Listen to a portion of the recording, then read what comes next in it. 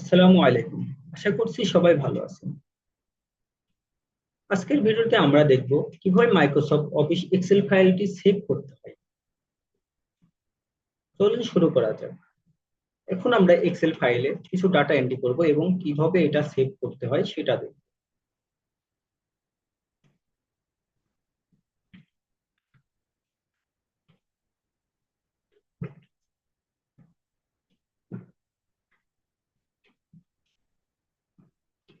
এভাবে আমরা এক্সেলে আসার পরে আমরা যে কোনো ডাটা এন্ট্রি করার পরে আমরা যদি এই ফাইলটিকে সেভ করতে চাই, তাহলে আমাদের সর্বপ্রথম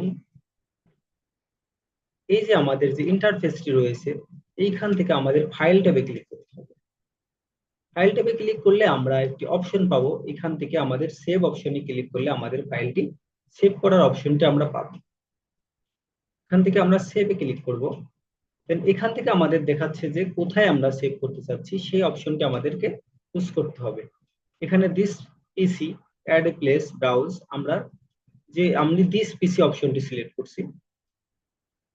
এইখান থেকে আমরা যখন দেখতে পাচ্ছি, এখানে দেখেন আমাদের ফাইল নেমটি আপনি কি নামে সেভ দিতে চাচ্ছেন এই ফাইলটি, এবং এইখান থেকে ফাইল টাইপটি সিলেক্ট করতে হবে। আর সর্বপ্রথম আমাদের লোকেশনটি সেট করতে হবে, আপনি কোথায় সেভ দিতে চান সেই লোকেশনটি সেট করতে হবে।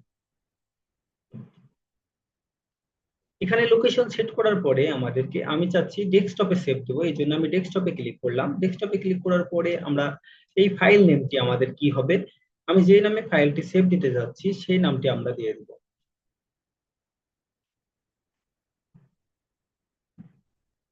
আমি এক্সেল নামে আমাদের ফাইলটি দিলাম।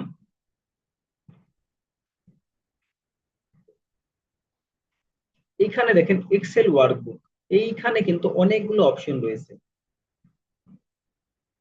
আমরা এক্সেল ফাইলটি কি নামে সেভ দিতে পারি বা কোনটা সেভ দেবো, আমাদের বাইনারি ওয়ার্কবুক আছে, ম্যাক্রো ইনেবল ওয়ার্কবুক আছে, এরকম অনেকগুলো ফাইল এক্সটেনশন রয়েছে। আমরা যেটাতে সিএসভি ফাইল রয়েছে, আমরা এটা সেভ করতে পারবো বিভিন্ন মোডে, কিন্তু আমরা চাচ্ছি যে এক্সেল ওয়ার্কবুক যেটা আছে এইটাতেই থাকুক এবং আমরা এটা সেভ দেব। সেভে ক্লিক করতে হবে। সেভে ক্লিক করলে আমাদের এই ফাইলটি এখন সেভ হয়ে গেছে। এখন যদি আমরা আমাদের ডেস্কটপে যাই, আমি যদি এখন ক্লোজ করি,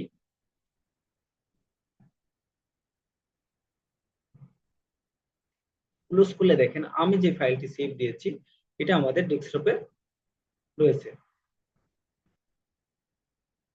এখন যদি আমরা এই ফাইলটি ওপেন করি,